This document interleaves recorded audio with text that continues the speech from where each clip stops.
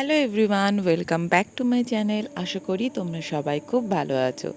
আজকে হলো জন্মাষ্টমী, আর এই জন্মাষ্টমীতে আমার বাড়িতে আমি কিভাবে ঠাকুরের পুজো করেছি ভাবলাম তোমাদের সাথে একটু শেয়ার করি।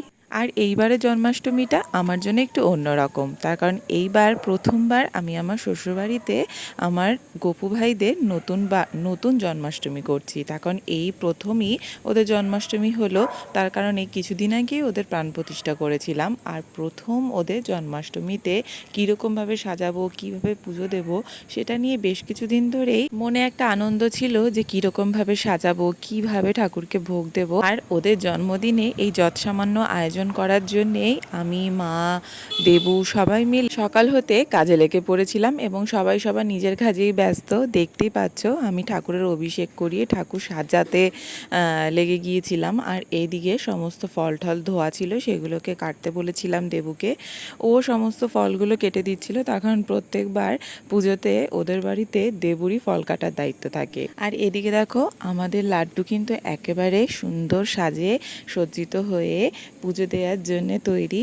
আর ওদিকে ভোগের রান্নাও প্রায় কমপ্লিট হয়ে এসছে, ভোগেরটাও সমস্ত আমি গুছিয়ে দিয়েছি। এরপরেই মা পুজো দিতে বসবে। আর বন্ধু শত্রু মেরে শ্রীরাম অনুজ বলি খ্যাত চরাচরে লক্ষ্মী আর সরস্বতী করুণে বন্দনা করুণা করগ মাতা পুরাও কামনা নবদ্বীপে বন্ধু আমি শ্রী গৌরাঙ্গ চরণ, সেই সঙ্গে বন্ধু যত পারিষদগণ ব্রাহ্মণ বৈষ্ণবগণে করিব প্রণতি, তাদের চরণে যেন সদা থাকে মতি বন্দিলাম হন। পুজো কিন্তু শুরু হয়ে গেছে আর আমরা সবাই রেডি হয়ে বসে পড়েছিলাম। পাড়ার অনেক ছোট ছোট বাচ্চারা এসেছিল, এছাড়াও পরিবারের অনেক লোকরাও এসেছিল পুজো দেখবার জন্য।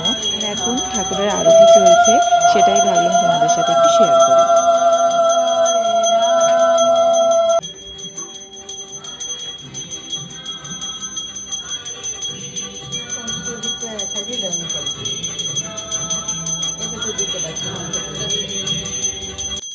জন্মাষ্টমীতে পুজো এভাবেই সমাপন হয়েছে আমাদের বাড়িতে।